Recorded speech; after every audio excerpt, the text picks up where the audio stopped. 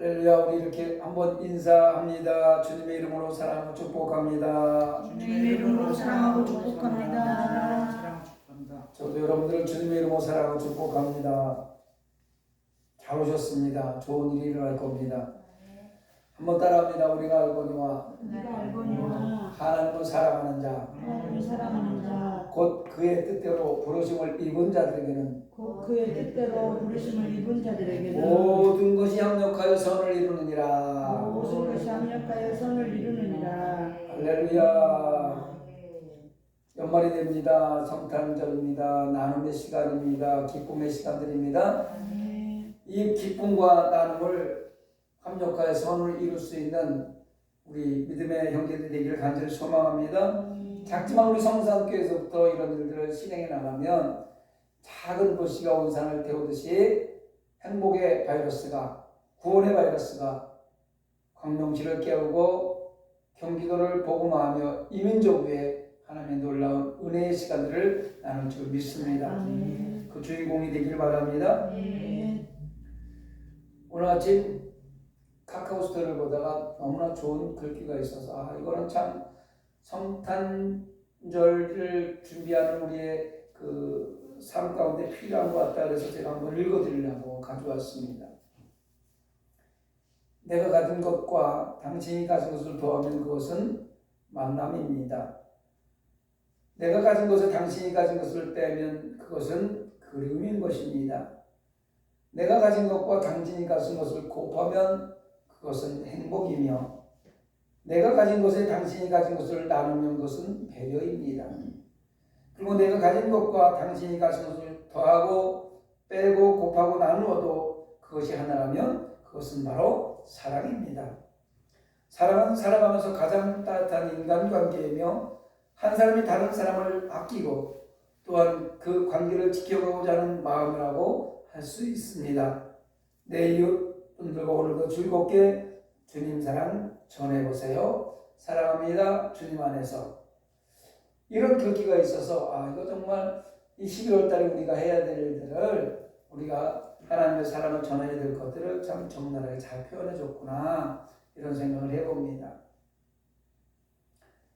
오늘 저는 이사야 61장 1절로 3절을 본문으로 해서 구원의 기쁜 소식이라는 제목으로 오늘 말씀을 나누려고 합니다. 따라합니다. 구원의 기쁜 소식. 구원의 기쁜 소식. 대림절 대강절 3주차 주일이 지나고 있습니다.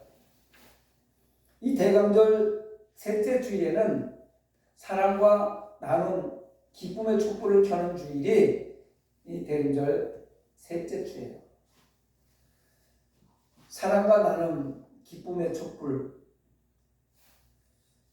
어떤 사람한테 사랑과 나눔을 하고 기쁨의 촛불을 밝혀줄까라는 생각을 해봅니다. 이 대강절 셋째 주일에는 구유에 누워있는 사람들, 구유 위에 누워있는 사람들은 약하고 힘들고 어려운 사람들을 이야기하는 겁니다. 그런 사람들을 찾아가서 같이 사랑을 나누고 나의 몫을 나누는 실천의 의미의 촛불, 기쁨의 촛불을 켜고 우리의 삶을 그대로 삶으로 살아내는 것입니다. 그리고 우리가 다시 한번 지난날을 돌이키며 오늘을 회상하며 오늘을 생각할 것은 주변에 상처 입은 사람들이 많습니다. 굶주리고 있는 사람들 많이 있습니다. 먹고 살만하지만 외롭고 쓸쓸한 사람들 많이 있습니다. 그런 사람들은 누군가 사람이 필요해요. 어쩌면 저와 여러분이 필요로 할 수도 있습니다. 그런데 우리는 그 사람들을 외면해왔던 것들이 얼마나 많이 있습니까? 외면할 뿐만 아니라 또한 그런 이기적인 나를 방해온 것을 약한 자들에게 불리하게 된 잘못된 제도나 관습을 그냥 그러려니 하고 정당해 온 것을 회개하는 회개의 시간이 필요합니다. 약한 사람들에게 엄청나게 불리한 법이라든가 약한 사람들에게 엄청 불리한 어떤 제도 같은 것들을 그럴 수 있어 그러면서 그냥 정당화했던 것들 이런 것들을 우리는 회개해야 될 좀 있습니다.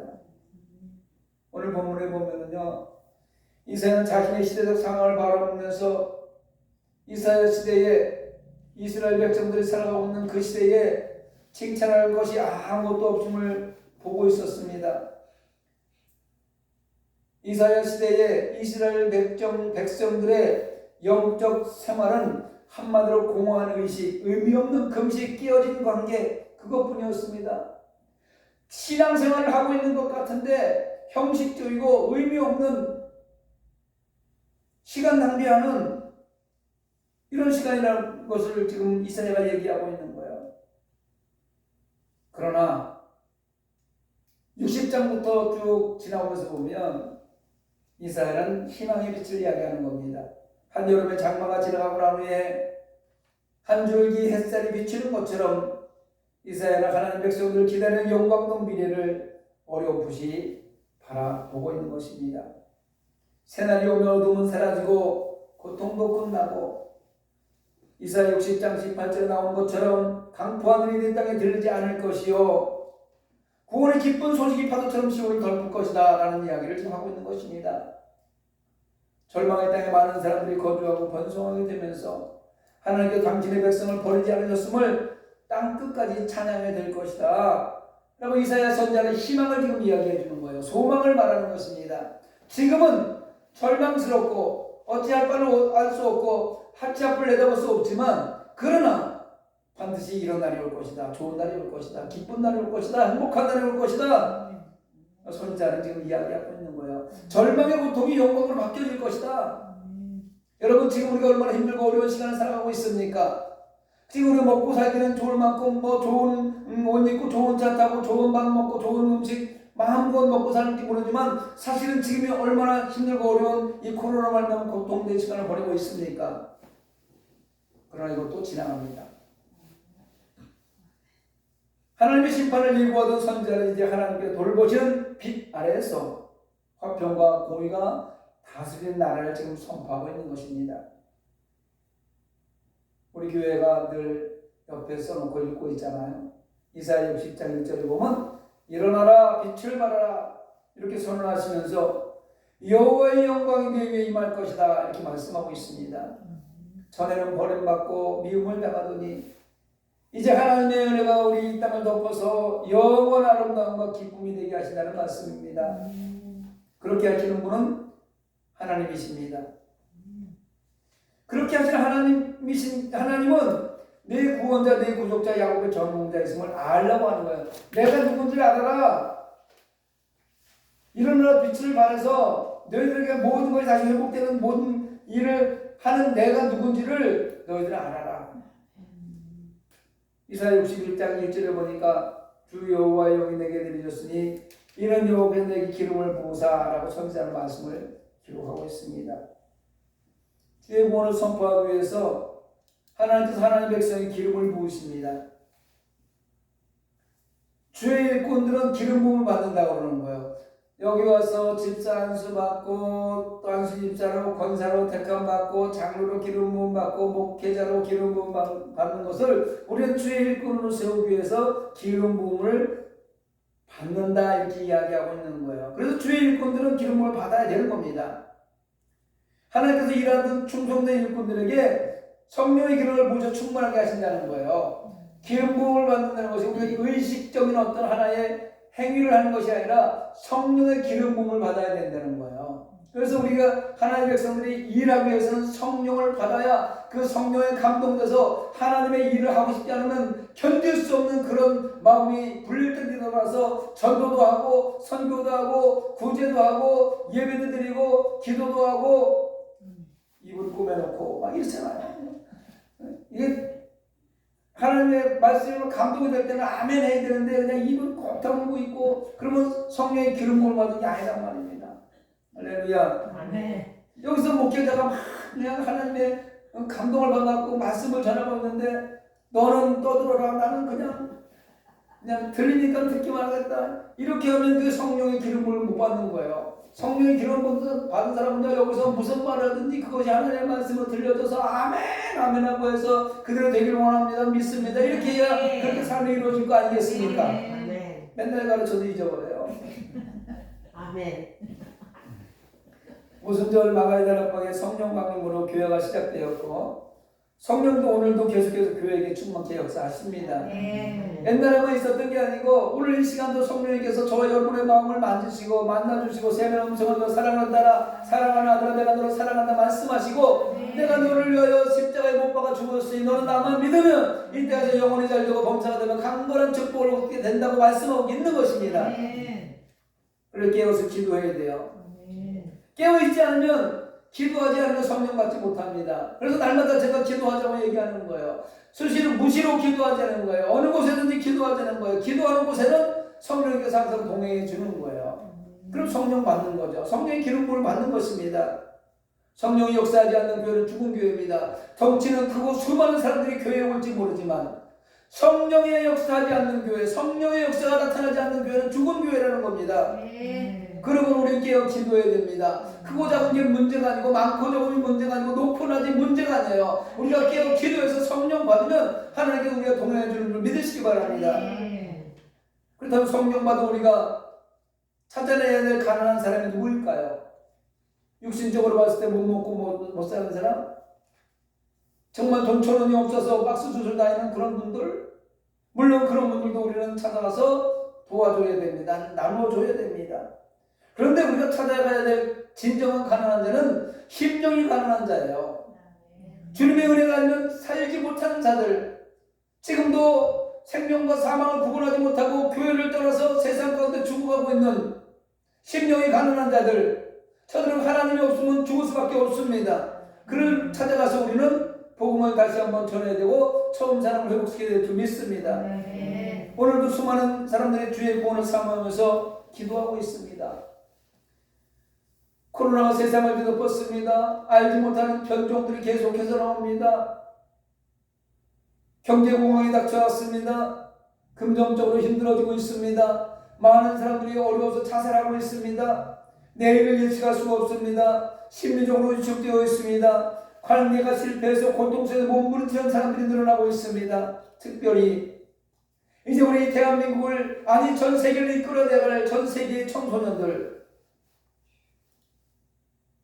일을 많이 하는 이 젊은이들이 일자리를 잃어버리고 학생들이 학교를 등교하지 못하고 문제로 말미암아서 상처받고 괴로워하면서 그 괴로움의 탈출구를 찾아서 무엇인가 해보려고 하는데 되지 않으니까 자해를 하거나, 요즘에 길거리에 보면 술 먹고 비틀대는 청년들이 얼마나 많이 있는지 몰라요. 저들이 저러고 싶어서 저러는 것이 아니라 무엇인가 탈출구를 찾아보려고 하는데 탈출구가 없어요. 일할 자리도 없어요. 열심히 일해도 일한 만큼의 대가를 받을 수가 없는 이런 상황이 오고 있습니다. 그러니 탈출구를 찾지 못한 사람들이 마지막으로 선택하는 건 자살하는 거예요. 그래서 얼마나 많은 사람들이 지금 자살하고 있는지 모릅니다.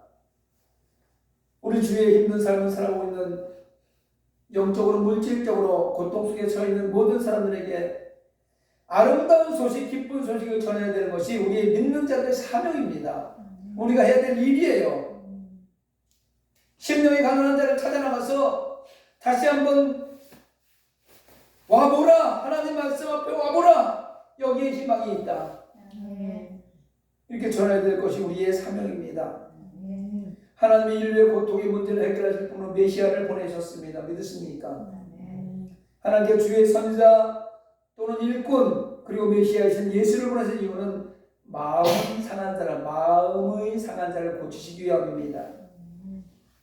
포로된 자에게 자유를 주시고 갇힌 자에게 노임을 선포하기 위해서 예수님께서 이 땅에 오셨습니다.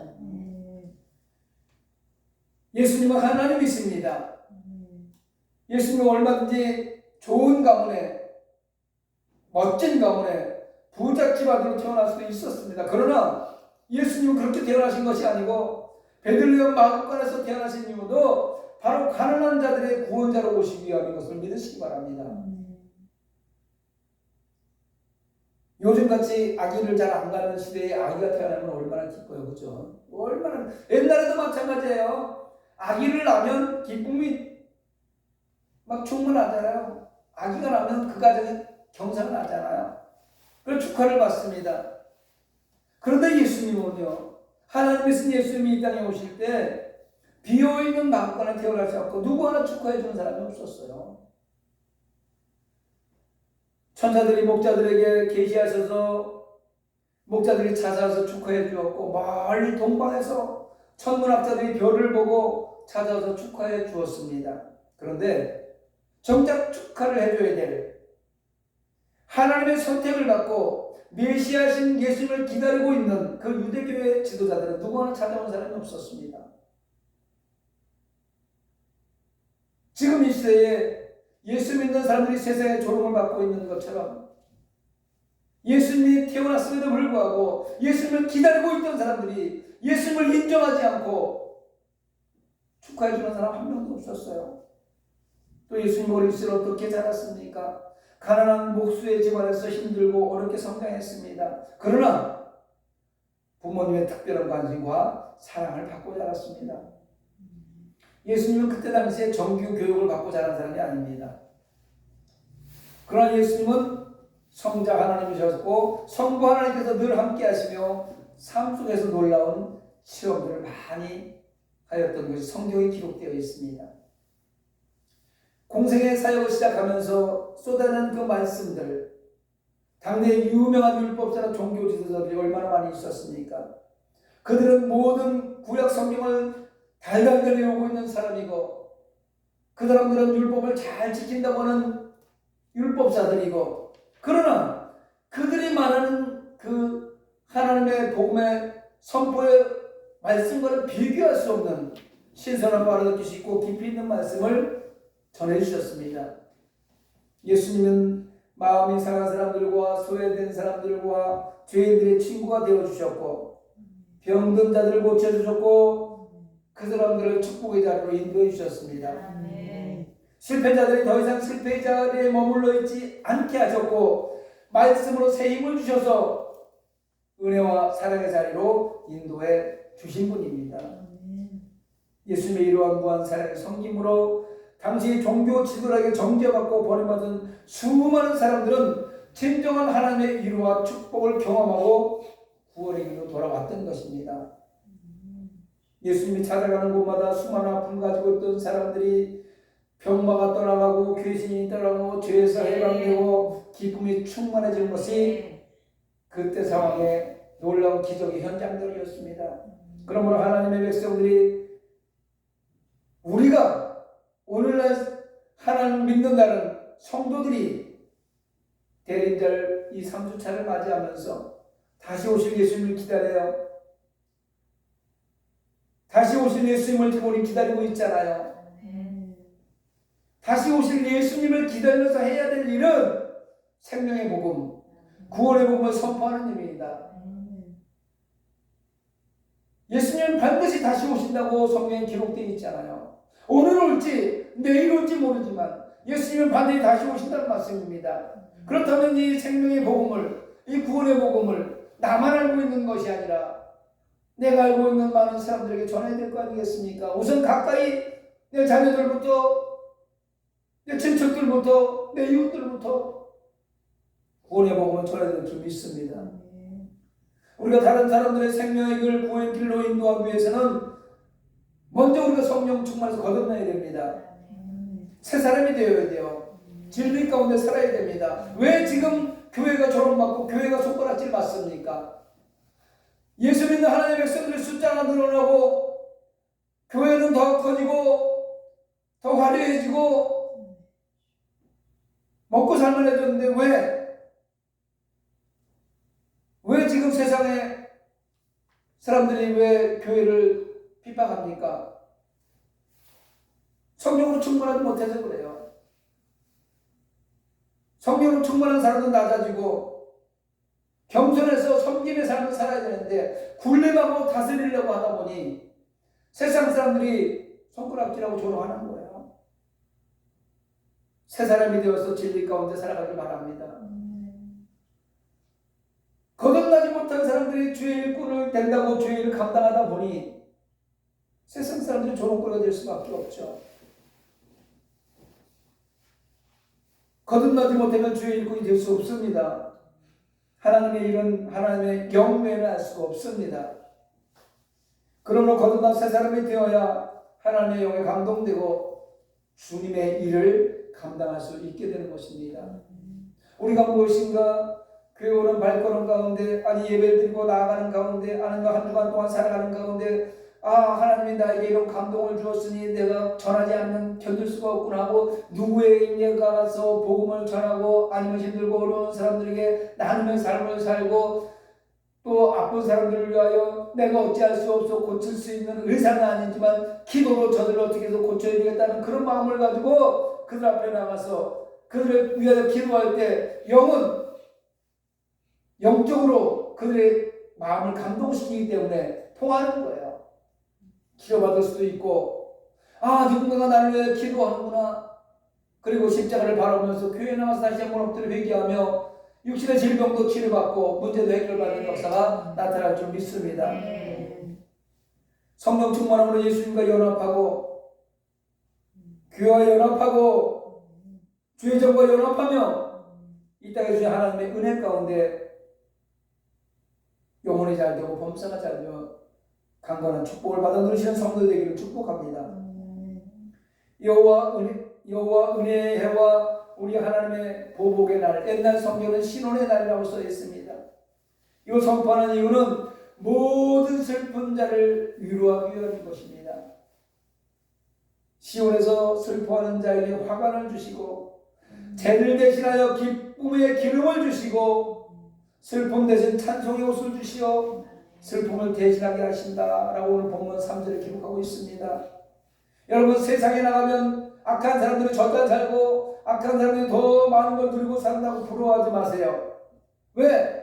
그 사람들은 예수 믿지 않는 사람들이고 그 사람들은 이미 망하고 죽어서 지옥 갈 운명이 되고 말았는데 뭐 그런 걸 부러워합니까?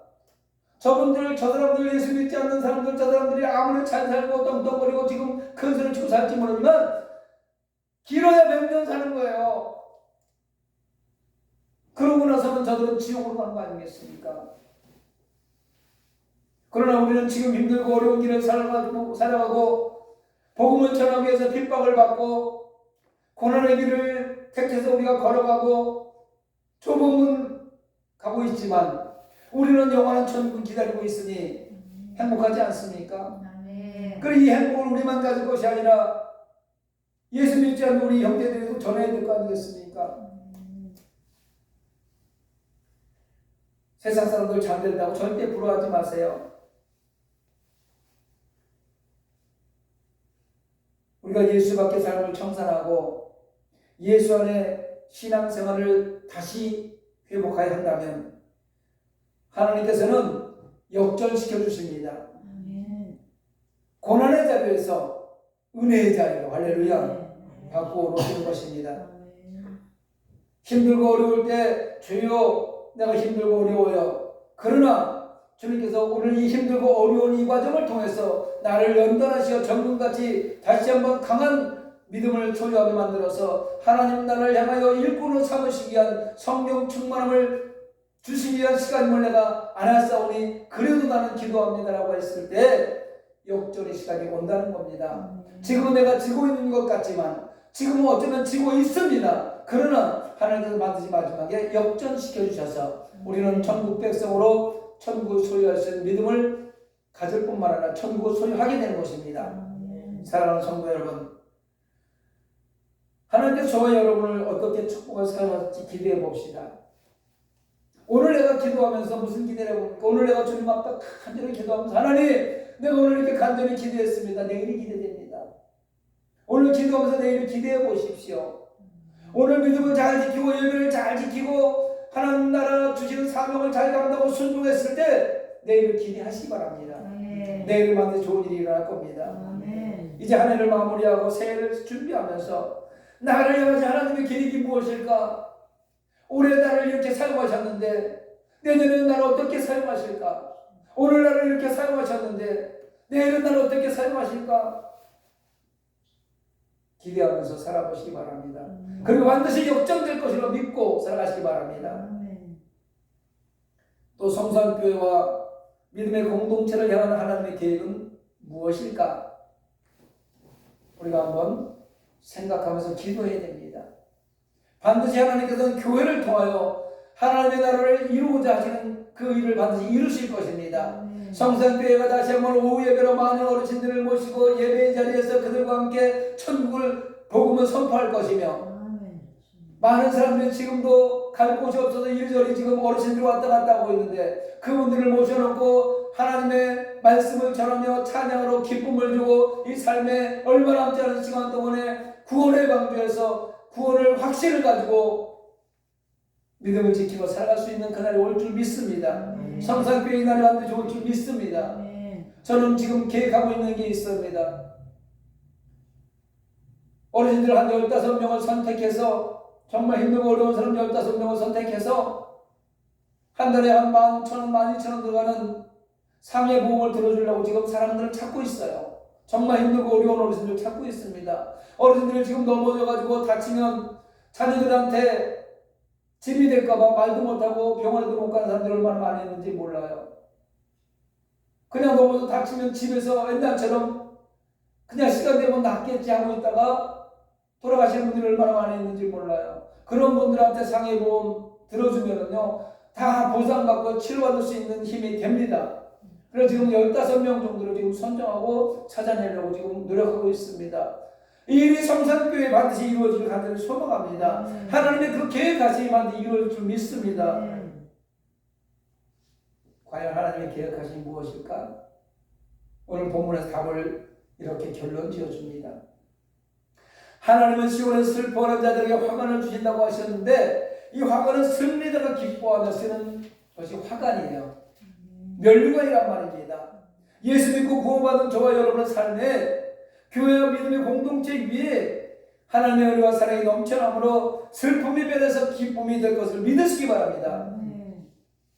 이 코로나는 이 전염병, 고난의 터널, 슬픔과 좌절의 터널, 이 시간을 이기고 나면 반드시 하나님께서는 원수의 목전에게 상을 차려주실 뿐만 아니라 기름을 내 머리에 보이심으로 내장이 넘쳐나게 될 것이며 이웃에게까지 그 선한 영향력을 나누어 주심으로 여호와의 집에 영원히 거하게 될 것을 믿고 성탄을 준비하면서 구원의 기쁜 소식을 온 누리에 전하시는 저와 여러분의 되기를 주님의 이름으로 축원합니다.